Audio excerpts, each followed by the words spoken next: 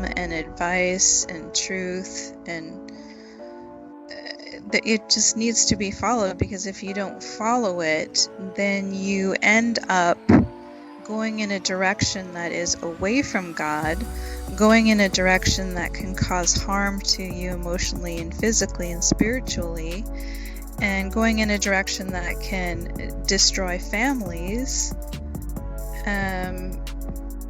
If you just really look at what's happening all around us and what's in the media and the news, and you read the Quran, I mean, it's pretty easy to see the importance of the words of this book, and how important it is for everyone to be able to have access to these words. Yes, absolutely. And I think that's one of the biggest problems, right? It's so blockaded. People don't get access to it because, first of all, they are led to believe that Islam is a scary thing. Islam is nothing to do with God. Islam has terrorists. Islam this, Islam that. Be scared of Muslims, right? That's really what's put out there for the most part. Not all of it, but for the most part. For a person that has never met a Muslim, what do you think they're going to think? Right. If that's what they see and hear. And they don't get any education on it at all.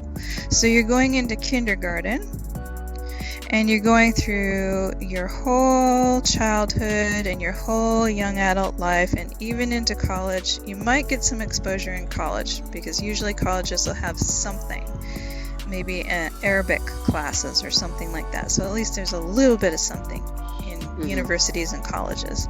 But then you go through your whole life with absolutely no education whatsoever on what is Islam.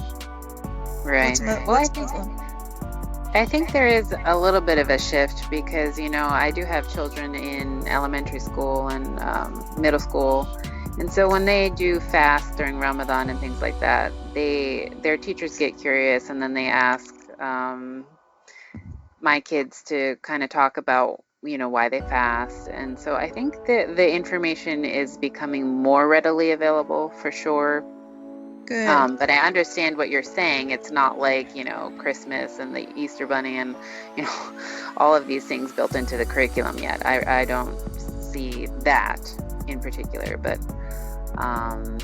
it's definitely, like I was saying, especially after the Crusades and all that, there was just this huge campaign of misinformation, and unfortunately we're still dealing with it, today.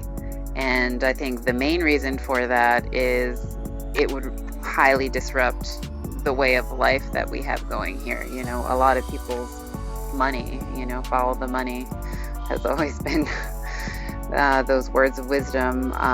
So for instance, if everyone became a Muslim, all of a sudden no one's supposed to be drinking, no one's supposed to be smoking, no one's supposed to be, these are all economic threats at that point. So right. No, you're correct.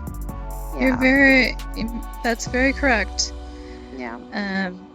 Because the Islamic way is, you don't borrow money and pay interest in these big mortgages and things like that, and you don't go into debt, and you don't look at other women and indulge in pornography or alcohol or drugs or cigarettes, and you don't do bad business deals, and you be honest.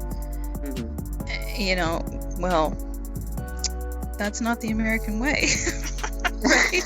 For the most part, So unfortunately, even something as innocent, we see it growing up, it's like a normal thing, the movies and things like that. But subversively, especially these days with the non-binary and the, gender fluidity just being kind of subconsciously put into our society, it's like, well, actually these things are pretty powerful tools, So yeah, for sure. It's definitely a threat to the quote-unquote American way, I think. Yeah. But inshallah, with people like you and podcasts like this, people can get the real story, and the internet for sure has made things like the Quran and the real teachings of the Prophet Muhammad, peace be upon him, readily available. So